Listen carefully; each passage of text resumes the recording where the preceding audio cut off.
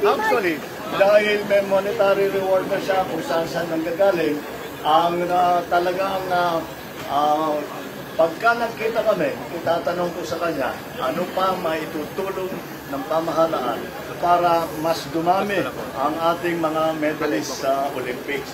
At nadaanan niya lahat yan. He went to the Tokyo Olympics. He has now won his 2 gold medals in the Paris Olympics. Kaya kung ano pa ang aming gagawin. Because alam naman natin, itong mga atleta, hindi lang ang sarili ang kanilang iniisip, kundi pagandahin pa at maging mas maganda pa ang performance dun sa sport nila at sa buong sport ng Pilipinas. So that is really, I think, a more significant effort. And that's why I will ask Kaloy Yulo, ano ba talaga sa palagay niya?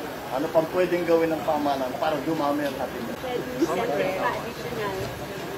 I'm going to ask him, what can we do?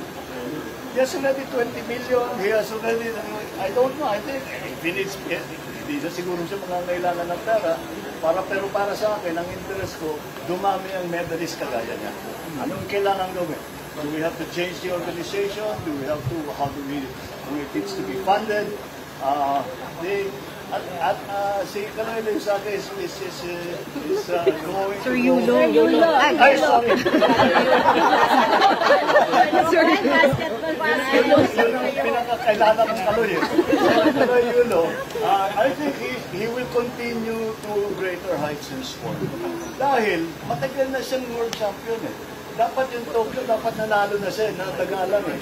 Pero ngayon, nakita natin ang tunay ng kakayahan. And again, I think he will be the best person to ask what else it is that we can do.